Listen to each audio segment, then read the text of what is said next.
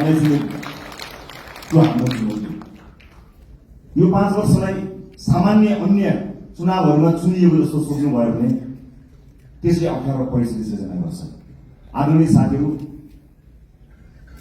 मलाई थाहा छ राजनीति यसै गरी चल्छ भनेर कहीँ कतै मानिसहरू त्यही ढङ्गले दौडधुप पनि मैले गरेको कहीँ कतै देखिरहेको छु। राजनीति त्यसै गरी चल्नेवाला छैन। नथिङ, कुनै पनि चिज हिजो जस्तो चल्नेवाला छैन।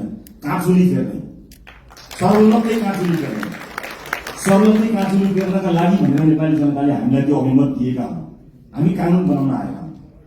कानुन बनाउने प्रमुख जिम्मेवारी तपाईँहरूको काँधमा नेपाली जनताले दिएका हुन्। उनलाई थाहा छैन त्यो कानुन फेरेर उनको घरको बाटो बन्छ, उनको धारामा पानी आउँछ, बिजुली आउँछ, इन्टरनेट चल्छ, उनलाई थाहा छैन। तर तपाईँलाई थाहा हुनुपर्छ कुन धाराले कहाँ अड्काएको छ मान्छेको घरमा धारा आउनु, तपाईँलाई थाहा हुनुपर्छ, अध्ययन गर्नुपर्ने हुन्छ। त्यसकारण यसपटक यो शक्तिको दौड हो, यताउता यसलाई भनेर हुन्छ कि उसलाई भनेर हुन्छ कि यसो भेटेर गएर फोटो खिचेर हुन्छ कि यो पसल बन्द गर्नुपर्छ। म आज अलिकति ठुलो कुरा गरिदिनुहोस् तपाईँलाई। एज अ ल मेकर, कानुन निर्माताका रूपमा तपाईँको जिम्मेवारी, हाम्रो जिम्मेवारी अत्यन्त गहन छ। कयौं पछिल्लो परिवर्तन संविधान कार्यान्वयन हुनका लागि समेत कानुनहरू बन्न सकेका छैनन्। संविधान निर्माण भएको यति लामो समय हुँदासम्म विभिन्न बाधा अडचनहरू भयो। तर नेपाली जनताले अब हामीलाई कुनै बहाना बनाउन नपाउने गरी दिल खोलेर स्पष्ट र लगभग 2/3 बहुमत दिएका छन्। अब के को बाधा, अब केले अड्काउँछ हामी? अब अड्काउने भनेको तपाईँ हाम्रो नियतले मात्रै हो। र अर्को कुरा, धेरै लामो अनुभव त मेरो राजनीतिमा रहेन। जति समय राजनीतिमा रहे सबैभरि विभिन्न किसिमका प्रहारहरूको सामना गर्नु पर्यो। यो पार्टी जन्मेदेखि यसमाथि प्रहार भयो। पार्टीको नाममा मुद्दा चल्यो। यो पार्टीलाई जन्मैदेखि बुझ्ने कोसिस भयो, बचाउँदै लिएर आउन सक्यौँ। यो पार्टीको चुनाव चिन्हमा मुद्दा चल्यो। यो पार्टीको चुनाव चिन्हलाई भत्काइदिने गरी प्रहारहरू भयो स्थापित राजनीतिक दलहरूबाट, विभिन्न स्वार्थ समूहबाट, विभिन्न शक्ति समूहबाट। जोगाएर ल्यायौँ हामीले घन्टी बचायौँ, किनकि नेपाली जनताको लागि घन्टी बचाउनु पर्थ्यो, घन्टी बजाउनु पर्थ्यो। सजिलो थिएन। देशका सम्पूर्ण शक्तिहरू एक ठाउँमा उभिँदा पनि हामीले खुट्टा कमाएनौँ, हामी डराएनौँ, हामी हल्लिएनौँ, किनकि हामीले नागरिकको चेतनामाथि विश्वास थियो।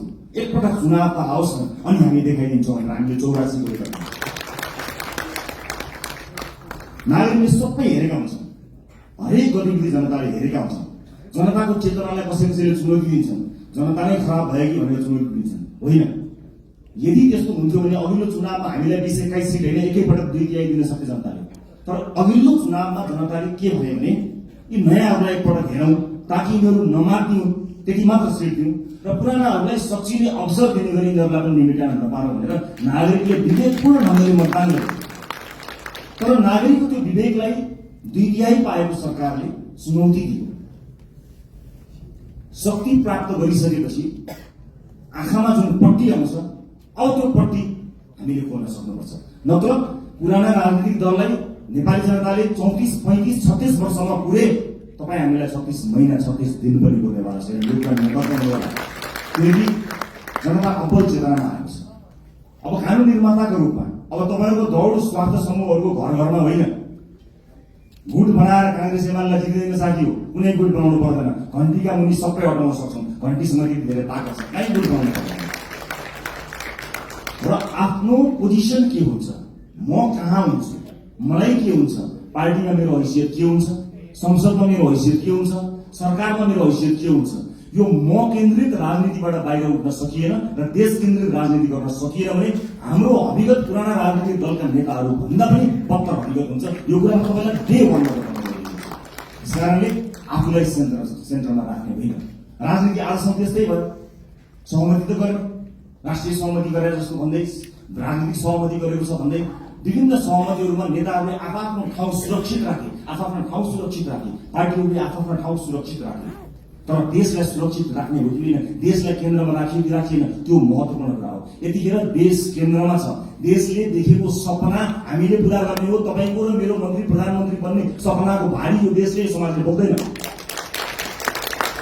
मेरो सपनाको भारी बोक्नको लागि यो समाज बाध्य छैन, तर यो समाजको सपनाको भारी तपाईँ हामीले बोक्ने हो। त्यसका लागि तपाईँहरूलाई मत दिएर पठाएको सामान्य कुरा होइन। यहाँ शहीद आमा छिन्, ध्यान दिनु होला। कुनै पनि बिचौलियासँग साँठगाँठ गर्नुभन्दा, एक कप चिया खानुभन्दा अगाडि, उसको एक घुटको पानी खानुभन्दा अगाडि शहीद क्या हमारा सम्झिनु होला। आफ्नो छोरो जलाएर संसद छिमेकी शहीद क्या सामान्य कुरा हो। देशमा बिचौलियागिरी बिगबिगी छ। मैले छोटो समयको राजनीतिमा जुन देखेँ त्यो अनुभव तपाईँलाई सुनाउँदैछु। तपाईँलाई विचलित बनाउन, तपाईँलाई प्रभावित बनाउनको निमित्त मानिसहरू दौडन्छन्। देशको परिस्थिति यस्तो छ कि सरकार बनेको बेलुकाबाट एउटा समूह सरकार ढाल्न सक्रिय रहन्छ। बनेको दिनबाट प्रत्येक पटक हामीले अभूतपूर्व जनमत प्राप्त गरेका छौँ। त्यो अभूतपूर्व जनमत प्राप्त गरेसँगै अब यिनीहरू बिच फाटो ल्याउन सकिन्छ कि भनेर ठाउँ ठाउँबाट प्रयास भएको तपाईँहरू हेर्नुहुन्छ होला नि। समाचारभित्रका नियतहरू पनि हेर्न सकिन्छ नि कहिले। त्यस्ता ठाउँबाट हामी बच्नुपर्छ। हामीलाई फुटाउने, हामीलाई गिराउने, हामीलाई गलत गराउनेहरूको बिगबिगी छ। हामी विरुद्ध पनि धेरै मत आएको छ, लाखौँ भोट छ नि जसले हामीलाई भोट दिए। अनि विभिन्न नेताहरू छन्। प्रतिपक्षीको कमी रहँदैन, विरोधीहरूको कमी रहँदैन। फरक यति हो कि हामी कति बलियो छौँ। आफू बलियो हुनुपर्छ। अरूलाई दोष लगाएर अर्काले फुटायो, अर्काले शक्ति गर्यो, विदेशीको चाल, उसको चाल, यसको चाल, यस्ता शब्दहरूलाई अब हामीले मेटाउनुपर्छ। कसैको चाल हो। हामी मिल्न सकेनौँ भने, हामी स्वार्थको बन्दी बन्यौँ भने मात्र समस्या पर्यो। विभिन्न राजनीतिक पृष्ठभूमिबाट राजसभा आउनुभएका साथीहरूलाई मेरो स्वागत छ।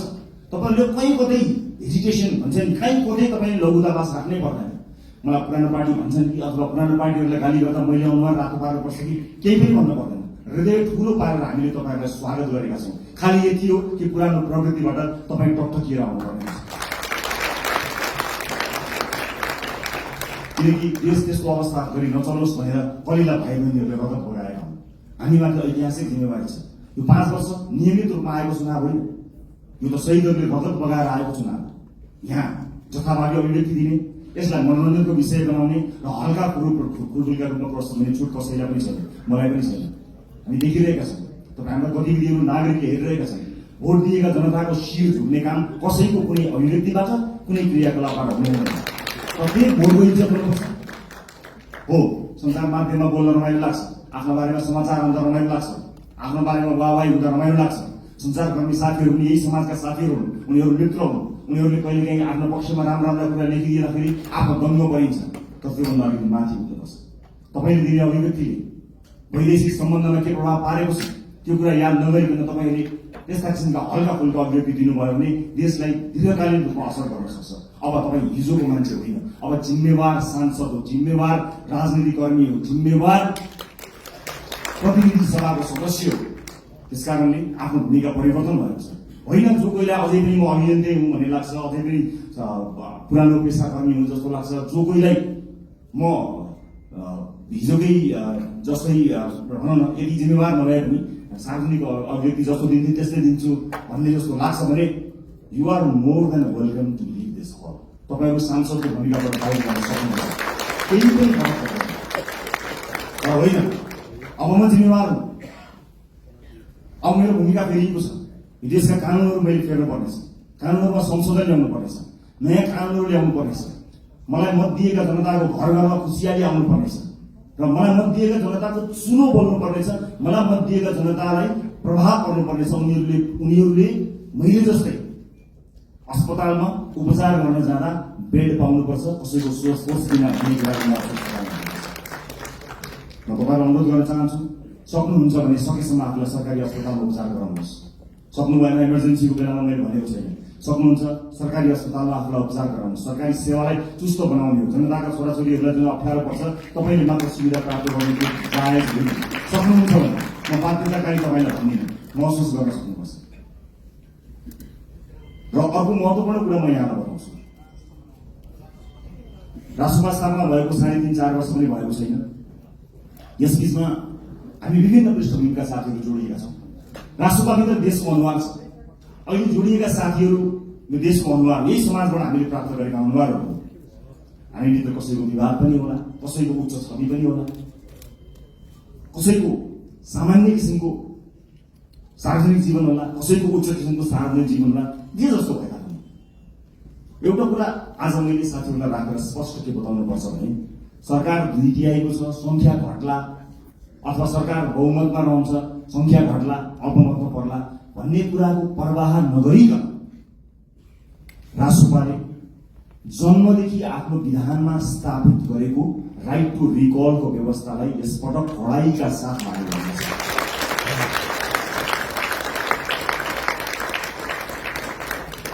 एउटा स्वतन्त्रता हुन्छ, एउटा अनुशासन हुन्छ, एउटा फ्रिडम र एउटा डिसिप्लिन।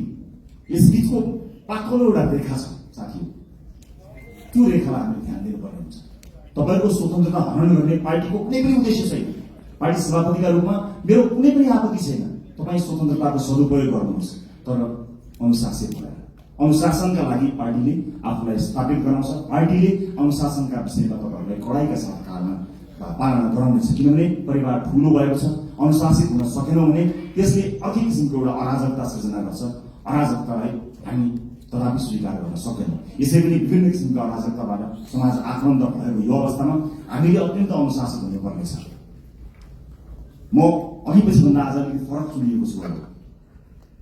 तपाईँले महसुस गर्नुभएको छ होला, अलिअलि पढाइका कुराहरू गर्यो, अलिअलि कारवाहीका कुराहरू गर्यो, यसले राइट टु रिकलको कुराकानी गर्यो, अलिक खबरदारी गरे जस्तो गर्यो भन्ने कुरा तपाईँलाई लागेको होला। लाग्नुपर्छ तपाईँलाई, किनकि जुन आशा र अपेक्षाका साथ नेपाली जनताले भोट खन्याएर दिएका छन् नि, त्यो ठुलो जिम्मेवारीको महसुस तपाईँलाई प्रत्येक दिन हुनुपर्छ साथी, प्रत्येक दिन हुनुपर्छ। यो देश अहिले पनि बन्दैन भने कहिले पनि बन्दैन भनेर साथीहरूले भनेका छन्, हर ठाउँ भनेका छन्। तपाईँ भोट माग्न जाँदाखेरि आमा बाहरूले हुँदै के भनेका छन् तपाईँलाई थाहा छ? बाबु यो देश बचाऊ भनेका छन्। सुन्दाखेरि यो देश बचाऊ कति सामान्य कुरा पनि, कति गहन कुरो छ, कति गहिरो कुरो छ, कति ठुलो कुरो छ भन्नुहोस् त। यो देश बचाऊ हामी जस्ता सामान्य मान्छेको हातमा, निलो झन्डा फर्फराउँदै हातमा घन्टी बोकेर हिँडेका हाम्रा हातमा, हाम्रा काँधमा देशका ज्येष्ठ नागरिकदेखि बालक बालिकाहरूसँग यो देश बचाऊ भनिरहेका छन्। यो जिम्मेवारी ठुलो शक्ति हामीले प्राप्त गरेका छौँ। जति ठुलो शक्ति त्यति ठुलो जिम्मेवारी साथी हो। कृपया यो जिम्मेवारीको महसुस यहाँहरूले गर्नुहोला। म जहाँ जुन ब्याकग्राउन्डबाट आउनुभएको छ म सबैलाई स्वागत गर्न चाहन्छु। राष्ट्रभित्र सिङ्गो देशको अनुहार छ। यहाँ व्यापार व्यवसाय क्षेत्रका साथीहरू पनि हुनुहुन्छ, विद्यार्थी साथीहरू पनि हुनुहुन्छ, जेनजी पुस्ताका सबै साथीहरू हुनुहुन्छ, युवा साथीहरू हुनुहुन्छ, महिला साथीहरू हुनुहुन्छ, सीमान्तकृत वर्गलाई प्रतिनिधित्व गर्ने साथीहरू हुनुहुन्छ, सामाजिक अभियन्ता हुनुहुन्छ, कवि कलाकार मोडल रोल मोडल सबैजना हुनुहुन्छ, पूर्व प्रशासकदेखि लिएर सबैजना हुनुहुन्छ। यति ठुलो यो परिवारलाई समायोजन गर्नको निमित्त, यो परिवारलाई एउटै धारमा एउटै ट्र्याकमा लिएर जानको निमित्त अनुशासनको अत्यन्त ठुलो खाँचो हुन्छ। म साथीहरूलाई यति भन्न चाहन्छु, म तपाईँको मिडिया प्रेजेन्सप्रति कहीँ कतै दुःख मनाउ गर्दिनँ, तर आफू अभिव्यक्त हुनुभन्दा पहिला तपाईँले पार्टी पङ्क्तिसँग सल्लाह गर्नुहोला। तपाईँको सानो बोलीले मतदान गर्ने अर्को मानिसको चित्त नहोस्। तपाईँको सानो अभिव्यक्तिले देशका महत्त्वपूर्ण सम्बन्धहरूमा आँच नपुर्याओस्। देशका कयौँ गहन विषयहरू हुन्छन्, अर्थतन्त्र लगायतका विषयहरूमा तपाईँका हल्का टिप्पणीहरूले हामीप्रतिको आशा निराशामा बदलिन सक्छ। त्यसकारणले मैले एउटा अभिभावकको हिसाबले तपाईँहरूलाई सचेत गराउन खोजेको आजको यो भेटघाट कार्यक्रममा उपस्थित सम्पूर्ण साथीहरू। राजोपा परिवार विशाल परिवार भएको छ। यो सँगसँगै नेपाली नागरिकले हामीलाई ठुलो अभिमत दिनुभएको छ। यसको जगेर्ना गर्नु तपाईँ हाम्रो कर्तव्य हो। अब संसदको सेसन चलेभन्दा बाहेक तपाईँहरूको भेट जनतासँग हुनुपर्नेछ। आफ्नो निर्वाचन क्षेत्रमा निरन्तर खट्नुहोला। तपाईँको निर्वाचन क्षेत्रमा कुनै पनि मान्छेले दुःख पायो भने त्यसको सम्पूर्ण जिम्मेवारी तपाईँको हुनेछ, किनकि तपाईँलाई उसले जिताएर पठाएको हो, आफ्नो सुख पाउँछु भनेर पठाएको हो, तपाईँलाई सुख दिन होइन, तपाईँका माध्यमबाट मैले र मेरो परिवारले सुख पाउँछ होला भनेर तपाईँलाई भोट दिएर पठाएको। त्यसकारणले ठुला ठुला हल या ठुला ठुला विदेशी कार्यक्रमहरूको सेमिनारमा होइन, ती गाउँ टोल बस्ती चिया चौताराहरूमा आफ्ना सांसदहरूलाई देख्न चाहन्छ। हामी सांसद भयौँ भन्दैमा त्यो सांसद भएको ब्याचले या त्यो सर्टिफिकेटले एकाएक ज्ञान दिने होइन, अध्ययनको आवश्यकता पर्छ, ज्ञानको आवश्यकता पर्छ। र अब शक्तिशाली भएँ भनेर आफ्नो चालचलन आफ्नो व्यवहारै परिवर्तन गर्ने कयौँ साथीहरू पनि मैले देखेको छु। त्यसमा विशेष ध्यान दिनुहोला। नागरिकसँग सधैँ नजिक रहनुहोला। चुनाव त फेरि पनि आउँछ, त्यतिखेर हामीले भनेका छौँ, यसपटक हामीले इतिहास रच्ने कोसिस गरेका छौँ। हामीले नागरिकसँग करार गरेका छौँ। नागरिक हामीलाई भोट हाल्न तयार थिए, तर पनि हामीले अतिरिक्त प्रतिबद्धता किन गऱ्यौँ भने हामी कमिटेड छौँ। यसपटक परिवर्तन गरेरै छाड्ने हो, यसपटक खाँचुले फेर्दै छाड्ने हो भनेर हामीले नागरिकसँग करार गरेका छौँ।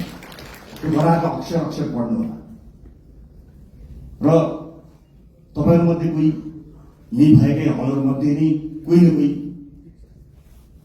मन्त्रालय सम्हाल्ने साथीहरू हुनुहुन्छ, तर कृपया मन्त्री बनाइदिनुहोस् भनेर या मिडिया ट्रायलमा म फलाना मन्त्री भनेर त्यस्तो चिजलाई बन्द गरिदिनु होला। किनभने अहिलेसम्म केही पनि थाहा छैन पार्टीले क्याबिनेटमा कसलाई पठाउँछ भन्ने कुराको निर्णय आज यतिखेर तपाईँसँग हुँदासम्म हामीले गरेका छैनौँ। पार्टीले सही निर्णय गर्छ। कसैलाई तपाईँले भन्नु पर्दैन, हामीलाई थाहा छ, तपाईँहरूको दिव्यता थाहा छ, तपाईँहरूको क्षमता थाहा छ। कयौँ साथीहरू देखिएको गर्नुहुन्छ, कयौँ साथीहरू छेकिएको गर्नुहुन्छ। पार्टीले छेकिएका साथीलाई पनि हेरिरहेको छ।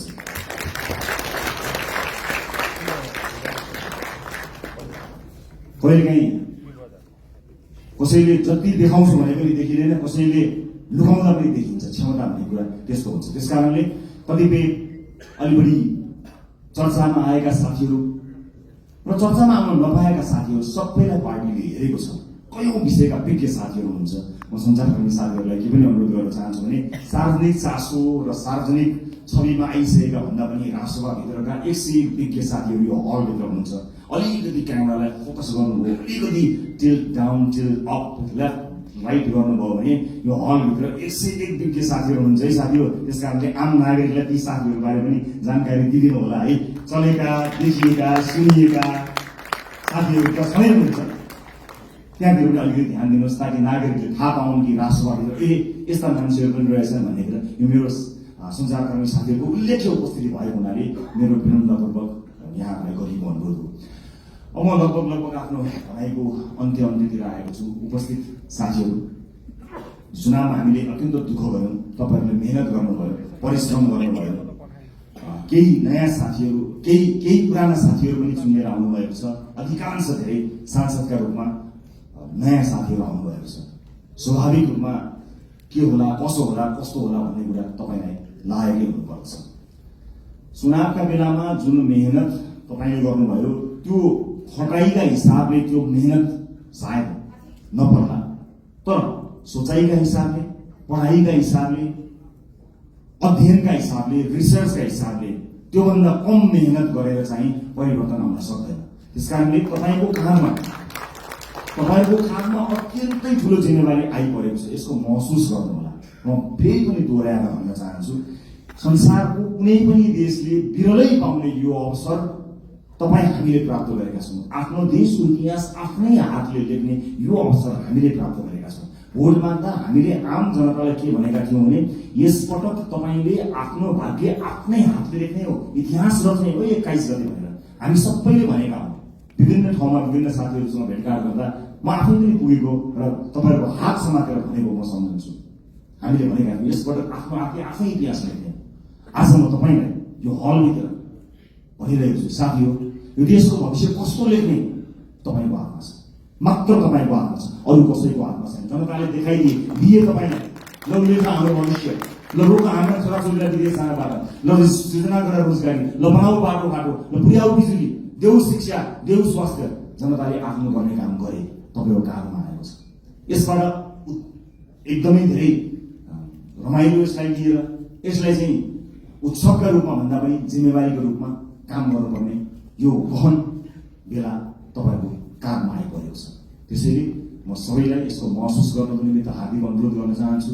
म फेरि पनि भन्छु, यो सामान्य परिस्थितिले आएको होइन। भाइ बहिनीहरूले, ससाना भाइहरूले आफ्नो रगत बोलाएर ल्याएको यो परिवर्तनलाई संस्थागत गरेर अर्को निर्वाचनमा कुनै पनि उम्मेदवारले भोट माग्न जान नपरोस्, हाम्रो काम बोलोस् भन्ने हेतुले तपाईँहरूले काम गर्नुहुनेछ। नजानेको कुरा सिक्नका लागि कहिले पनि अप्ठ्यारो मान्न पर्दैन। मैले अघि नै भने, हामीले सांसदको लोगो लगाउने बित्तिकै, हामी सांसदको कुर्सीमा बस्ने बित्तिकै या संसद भवन छिर्ने बित्तिकै ज्ञान उहिलेर हामी कहाँ आउने होइन। फेरि पनि मेहनत गर्नुपर्छ, फेरि पनि परिश्रम गर्नुपर्ने हुन्छ। कहाँ समस्या परेका छन् त्यसबारे ध्यान दिनुपर्ने हुन्छ। मलाई आशा छ यति प्रबुद्ध, यति क्षमतावान, यति युवा, यति समावेशी, यति धेरै साथीहरू एक ठाउँमा उभिँदा पनि यो देश बन्दैन भने, यति साथीहरू मिलेर पनि बनाउन सकिएन भने कसले बनाउन सक्ला? सक्छौँ, हामी गर्छौँ, हामी सक्छौँ, हामी गर्छौँ। अन्त्यमा देशको सबैभन्दा ठुलो समस्या मैले देखेको सामाजिक न्याय हो। सामाजिक न्यायका लागि लड्नुपर्ने हुन्छ। आम मानिसको आँखाले देख्ने विकास भनेको भौतिक पूर्वाधारको विकास हुन सक्दछ। ठुला ठुला बिल्डिङ, चिल्ला सडकहरू विकासका सूचक हुन सक्दछन्। मलाई सोध्नुहुन्छ भने मेरा लागि विकासको सूचक भनेको सामाजिक न्याय हो, सोसियल जस्टिस। जुन समाजमा न्याय छैन, जुन समाजमा विवेक छ, त्यो समाज मान्छे बस्ने समाज होइन। मान्छे बस्ने समाजका लागि हामीले मान्छे बस्ने समाज जस्तो बनाउनु पर्ने हुन्छ। सामाजिक न्यायका लागि अब तपाईँ हामीले पैरवी गर्नुपर्ने हुन्छ। राष्ट्रपाले चाहेर पनि कयौं साथीहरूलाई जोड्न सकेन। हामी समावेशी हुन चाहन्थ्यौँ। हुन त तुलनात्मक रूपमा राष्ट्रपाले अन्य राजनीतिक दलभन्दा धेरै महिला साथीहरूलाई उठायो, तर यो पर्याप्त होइन। म दुःखका साथ क्षमा याचना गर्दै भन्छु, हाम्रो पार्टीभित्र राई लिम्बू समुदायको प्रतिनिधित्व यो पालि प्रतिनिधि सभा हुन सकेन। सभापतिका हिसाबले म क्षमा माग्न चाहन्छु र म विश्वासका साथ भन्न चाहन्छु आगामी दिनमा समावेशिताको यो महत्त्वपूर्ण कडीलाई प्राथमिकताका साथ अगाडि राखेर अगाडि बढ्नेछौँ। म विश्वास गर्न चाहन्छु। यही हलबाट तपाईँहरू भोलि मन्त्रीका रूपमा आसीन रहनुहोला। म तपाईँलाई स्पष्ट पार्न चाहन्छु, तपाईँले शक्ति आर्जन गरेर भोलि बजेटमा आफ्नो क्षेत्रमा बजेट सोरेर लानुभयो, कर्णालीलाई रहनु भयो, मधेसलाई रहनु भयो, सुदूरपश्चिमलाई रहनु भयो भने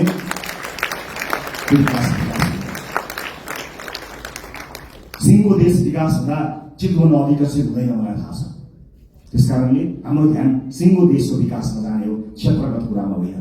यद्यपि कतिपय क्षेत्रहरू अत्यन्त संवेदनशील हुन्छन्, कतिपय चिजहरू महत्त्वपूर्ण हुन्छन्। जिल्लामा कतिवटा पुल भने मैले कतिवटा पुल लिएर गएँ, मैले कति किलोमिटर बाटो आफ्नो क्षेत्रमा फिक्स गरेँ भन्ने कुराले तपाईँलाई कीर्तिमानी बनाउँदैन। मैले अघि भने जस्तै कर्णालीमा बाटो पुग्यो कि पुगेन, कर्णालीमा अस्पताल बन्यो कि बनेन, कर्णालीमा सुत्केरी आमाले बाटोमा मृत्युवरण गर्न पर्यो कि परेन, मधेसमा शिक्षाको उज्यालो पुग्यो कि पुगेन, स्वच्छ खानेपानी पुग्यो कि पुगेन, बालबालिकाहरूले पोषण पाए कि पाएन। विकासको सूचक हो। तपाईँ हामीले सोचेको विकास यही हुनुपर्नेछ। अर्को पटक मैले चुनावमा बाटो लगिनँ भने, मैले अर्को पटक चुनाव जित्दिनँ भनेर तपाईँले आजदेखि लाग्नु भयो भने मैले फेरि पनि राइट टु रिकलको व्यवस्था गर्नुपर्ने हुन्छ। साथीहो, एउटा चुनावबाट अर्को चुनावका लागि होइन, एउटा पुस्ताबाट अर्को पुस्ताका लागि लडेका हो। अर्को चुनाव जितौँ नजितौँ त्यो सरकारको विषय भएन, तर अर्को पुस्ताले हार्नु हुँदैन। साथी, धेरै पुस्ताले हारिसकेपछि हामी एउटा आशा अपेक्षाको दियो बाल्न सफल भएका छौँ। यसलाई निर्णय नदिनु होला। सभापतिका रूपमा म तपाईँहरूसँग सधैँ छु। म लोकतान्त्रिक पद्धतिलाई विश्वास गर्छु। वर्तमान व्यवस्था, वर्तमान संविधानप्रति प्रतिबद्ध छु। शासकीय स्वरूपमा सामर्थ्य पुग्दा केही न केही सुधार चाहिएको छ भन्ने कुराको हामीलाई हेक्का छ। तर वर्तमान व्यवस्था, वर्तमान परिवर्तन, वर्तमान संविधानप्रति हाम्रो प्रतिबद्धता डगमगाएको छैन, डगमगाउनेवाला पनि छैन र यहाँहरूले पनि त्यसलाई डगमगाउन दिनु छैन भन्ने मैले विश्वास गरेको छु। इतिहास रचनामा एउटा मान्छे, एउटा नेताको हात हुँदैन, एउटा पार्टीको हात हुँदैन।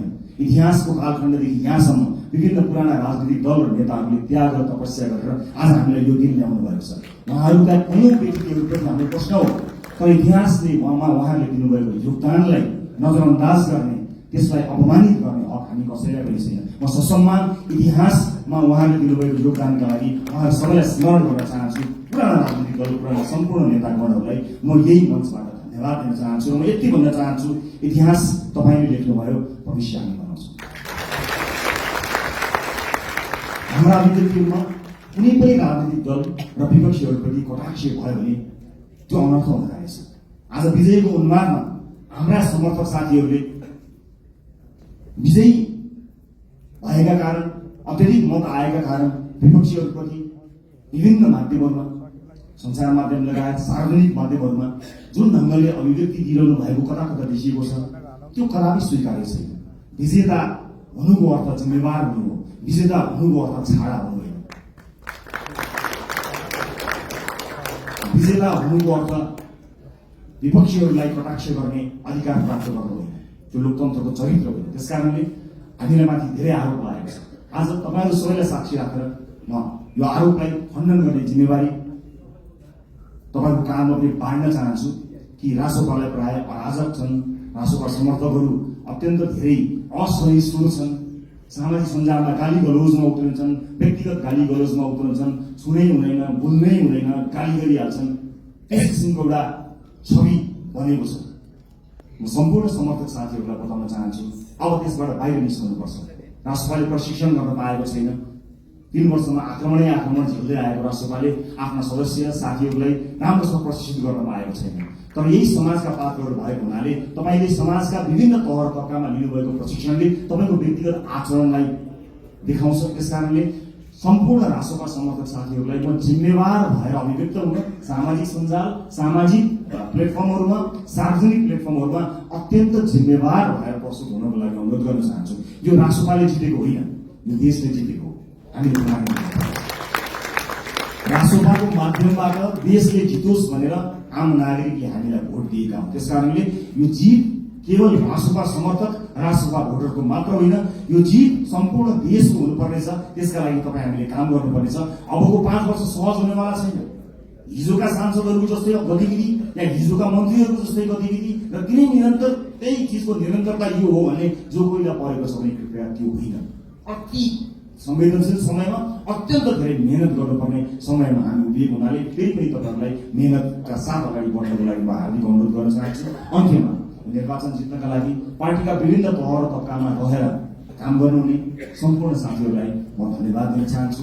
समानुपातिक साथीहरूलाई कतिपय मानिसहरूले तिमीहरू त समानुपातिक हो, प्रत्यक्ष होइनौ भनेर अलिकति फरक ढङ्गले हेर्न खोजेको देखिन्छ। म त्यसलाई विभेद भन्छु। म त्यसमा विभेद पार्टीभित्र नहोस् भन्ने चाहना राख्न चाहन्छु। चाहे प्रत्यक्षमा रहेका हुन्, चाहे समानुपातिकमा रहेका हुन्, सबैले आफ्नो भूमिका र जिम्मेवारी निर्वाह गरेका छन्। कतिले चुनाव जित्नका लागि भूमिका निर्वाह गरे भने अब संसदमा गएर ती साथीहरूले आफूलाई अझ बढी अब्बल प्रमाणित गर्नुहुनेछ। हरेक पेसा, व्यवसाय, क्षेत्र, लिङ्ग सबैको प्रतिनिधित्व गरेर विशाल राष्ट्रपा परिवारमा आउनुभएका तपाईँ साथीहरूलाई सुपर लास्ट एउटै कुरा के भन्छु भने हामी समय र परिस्थितिले एक ठाउँमा जोडिएका हौँ। हामी यो राजनीतिक दल थिएन, हामी यहाँ गोलाकार हुने थिएनौँ भने अलग किसिमका मानिसहरू थियौँ। हाम्रा साथीभाइ अलग थिए, हाम्रो सङ्गत अलग थियो, हाम्रो काम अलग थियो, हाम्रो पेसा अलग थियो। तर परिस्थितिले हामीलाई यहाँ जोडेका, हामीलाई जोडेको, जोडिसकेपछि एज अ टिम प्लेयर एउटा सामूहिक खेलाडीका रूपमा तपाईँ हामीले काम गर्नुपर्नेछ। व्यक्तिगत रूपमा कसैको आचरण, बानी व्यवहार, स्वभाव हामीलाई मन पर्नु नपर्नु बेग्लै कुरा हो। तर यतिखेर हामीले हेर्ने भनेको देशको संविधान हो, संसदको नियमावली हो, पार्टीको विधान हो। तपाईँलाई व्यक्तिगत जीवनमा जुन किताब पढ्न मन लाग्छ पढ्नुहोस्, तर हामीले पढ्ने यिनै किताबहरू हुन्। यिनै किताबभित्र हामी एकबद्ध भएर देशको संविधान मानेर, पार्टीको विधान मानेर, विभिन्न नियमावलीको अधीनमा रहेर एकै ठाउँमा एउटा टिम भएर काम गर्नुपर्नेछ। त्यसकारणले व्यक्तिगत इच्छा आकांक्षा, व्यक्तिगत लाइक डिसलाइक, व्यक्ति मन पर्ने मन नपर्ने कुराहरू गौण रहन्छन्। मैले अघि पनि भने तपाईँको चाहना, तपाईँको सपनाको भारी यो देशले बोक्ने होइन, वर्षौँदेखि यो देशले देखेको सपनाको भारी तपाईँ हामीले मिलेर बोक्ने। कयौँ व्यक्तिगत जीवनमा मन नपरेका साथीहरू पनि कता कता घुम्दै फिर्दै यहीँ आएर ठोकिएका पनि हुन सक्दछन्। यतिखेर हामीले आफ्नो विवेकको अत्यधिक प्रयोग गरेर मुलुक र जनताप्रति वफादार, इमान्दार र जिम्मेवार भएर काम गर्नुपर्नेछ। म यहाँहरूको सुखद राजनीतिक भविष्यको शुभकामना व्यक्त गर्न चाहन्छु। फेरि पनि निर्वाचनलाई यति ठुलो परिणाममा ल्याउनका लागि काम गर्नुहुने पार्टीको अग्रपङ्क्तिमादेखि अन्तिम पङ्क्तिसँग काम गर्नुभएका सम्पूर्ण साथीहरूलाई धन्यवाद दिन चाहन्छु। मतदाता साथीहरूलाई धेरै धेरै धन्यवाद दिन चाहन्छु। देशका निजी क्षेत्रलाई म आश्वस्त पार्न चाहन्छु कि तपाईँहरू कहीँ कतै पनि विचलित नहुनुहोला। तपाईँहरूले निर्धक्कसँग काम गर्न सक्ने वातावरण हामी बनाउँछौँ। विदेशमा लगानी ल्याउनको निमित्त विदेशमा रहेका नेपाली डायस्पोराका साथीहरूलाई म यही मञ्चबाट आह्वान गर्न चाहन्छु, आउनुहोस्, मिलेर काम बनाऊ। देश निर्माणको यो महान अभियानमा तपाईँको साथ हामीलाई चाहिएको छ।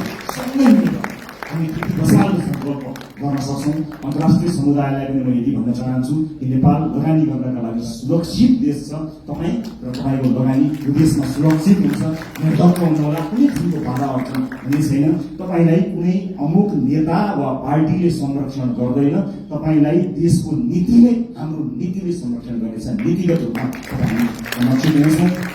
देशको विश्वविद्यालयहरूले काँचुली फेर्नुपर्नेछ, उद्योग कल कारखाना चल्नुपर्ने हुनेछ, देशमा काम धन्दा निरन्तर चल्नुपर्नेछ, इम्प्लोइमेन्ट क्रिएट गर्नुपर्नेछ। यी यावत जिम्मेवारीहरू पूरा गर्नको निमित्त हामी सक्षम भएर काम गर्नेछौँ। मुलुक नयाँ मान्छेहरूको हातमा गयो, कहीँ अप्ठ्यारोमा पर्छ कि लोकतन्त्रको खतरामा पर्छ कि कहीँ कतै अलिकति अन्यायवाद आउँछ कि जस्ता जुन शङ्का भ्रम या आशंकाहरू कतै कतै भएको छ, म सबै चासो राख्ने सरोकार राख्ने सबैलाई बताउन चाहन्छु कि मुलुक राम्रो हातमा छ। We will handle it with care. हामी यसलाई एकदमै केयरफुली जनताले दिएको मतलाई अत्यन्त प्रेमका साथ, अत्यन्त सौहार्दका साथ, करुणाका साथ र अत्यन्त चुनावको भएर हामी काम गर्नेछौँ। सुशासनमा नयाँ मानक स्थापना हुनेछ र मुलुकलाई आर्थिक समृद्धिको बाटोमा हामी निरन्तर लिएर जानको निमित्त अहोरात्र काम गर्नेछौँ। हस्, त्यही पनि यहाँलाई यो उपस्थितिका लागि, यो विजयका लागि र यो प्रतिबद्धताका लागि धेरै धेरै धन्यवाद दिन चाहन्छु। तपाईँ हामी सबैको जय होस्। जय देश, जय मन्त्री।